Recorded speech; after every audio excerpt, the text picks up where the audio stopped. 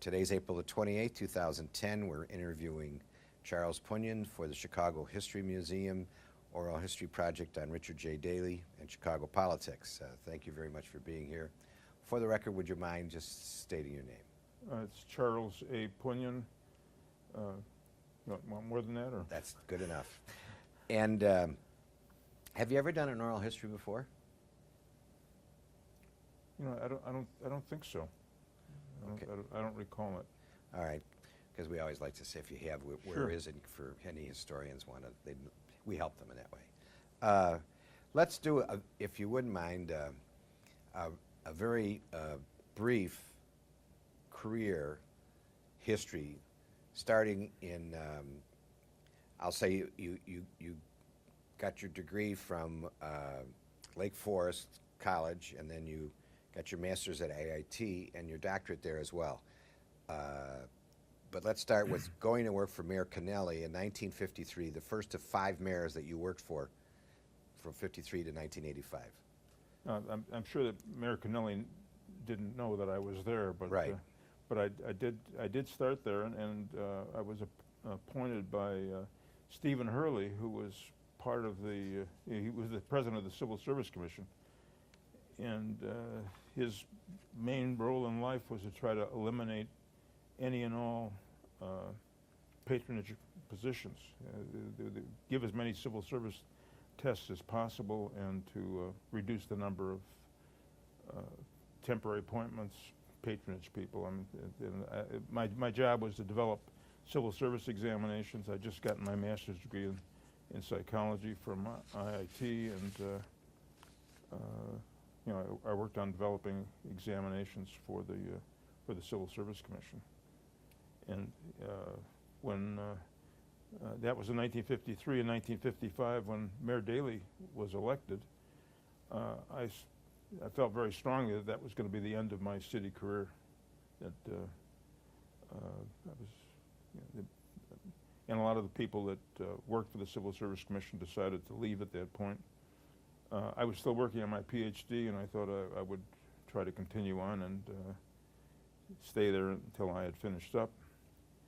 And make a long story short, I got promoted to be head of the examination division, and decided to stay longer, continued on, got my, finally ended up getting my PhD in 1960, and at that point in time I thought I would be leaving again to go into some other kind of occupation, and just at that point the gentleman who was the Director of Personnel for the Civil Service Commission decided to leave, and I was offered the job as Director of Personnel, and I just, at that point I decided to stay on, and I did.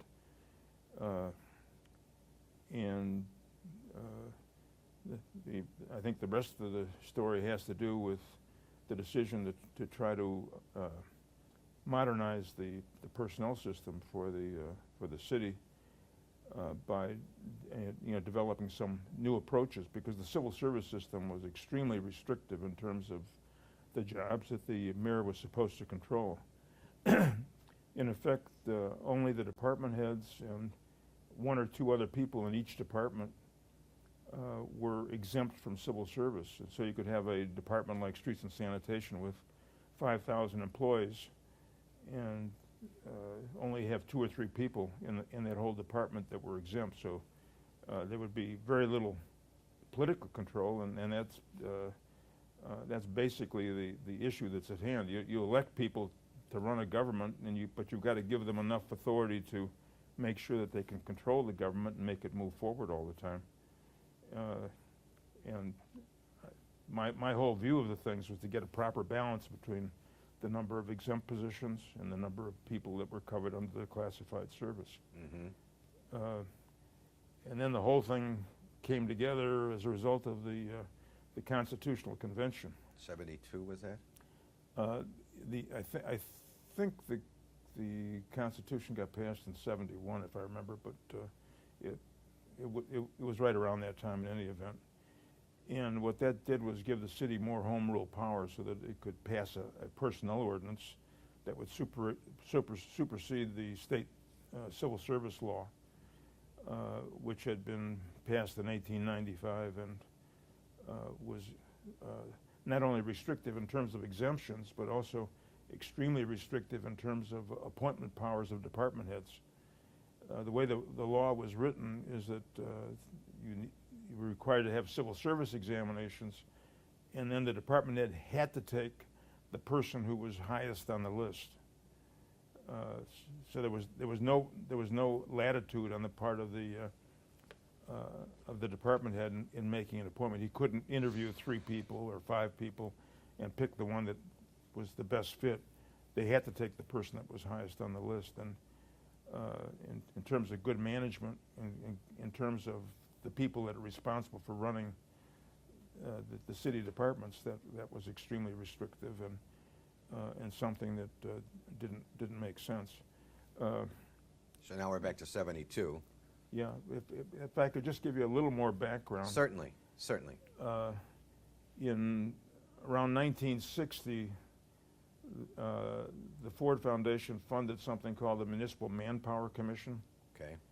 And the city of Chicago participated in the survey that they did in terms of changes that were required in civil service systems, not for Chicago, but for the whole country, in order to make it a more responsive, more effective kind of personnel systems, to make it more where the elected officials and appointed officials could play a role in it, but still work within the concept of merit systems. And I played an important part in representing the city at that time on the development of those kinds of things. And then subsequent to that, the National Civil Service League, which was the reform group that started civil service back in the 19th century, started a similar kind of analysis, and this developed late in the 1960s. And I was a member of a committee that was formed to review the model law that the National Civil Service League put out, and then I became chairman of that committee, and then we made a report, and the National Civil Service League issued a new model law that was intended to make such systems much more modern, responsive, flexible, and try to get some proper balance between the need for political leadership combined with good merit system practices. And as it turned out, that coinciding with the Constitutional Convention and the greater power for the city to be able to develop its own personnel ordinance, we were able to use that model law and the information that we got from the Municipal Manpower Commission to help us draft the new personnel ordinance. And we did, and it was passed by the City Council, and it was passed in 1975 to become effective on January the 1st, 1976. And and I was appointed the first director of personnel under the new ordinance. Now, That was a long response to your question. very long, but so you basically at a point with Mayor Richard J. Daley, you were in charge of personnel, director of personnel. Right. And you stayed in that position after he died with Mayor Belandic and then Mayor Jane Byrne, and then halfway through, roughly, Harold Washington's first tour. Right. And you retired in '85. So that's a very long history of 32 years in all in one department in the city, and fascinating in itself because you had to deal with a number of critical issues, which we'll get to. I'd like to go back all the way to Richard J. Daley when you became the boss of personnel. I don't know what the title was at that time, the director of personnel. There was a couple of different titles, but yeah. Director of Personnel, I think, is probably the best description of it. Okay. When you worked, as a result, you you were one of his key department heads, and so you work very closely with him. How often did you meet with him? Probably not that often. It was usually dealing with the chief of staff, other people in the mayor's office, and I don't know, probably once or twice a month with the mayor. And through all those years, you were apolitical. I mean, Yes. you served no political role whatsoever in that administration. That's correct. And how did that work with the mayor?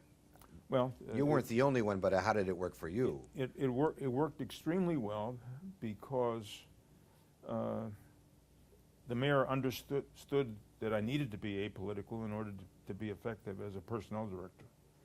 In fact, I never got any instruction from him as to who to hire in the department.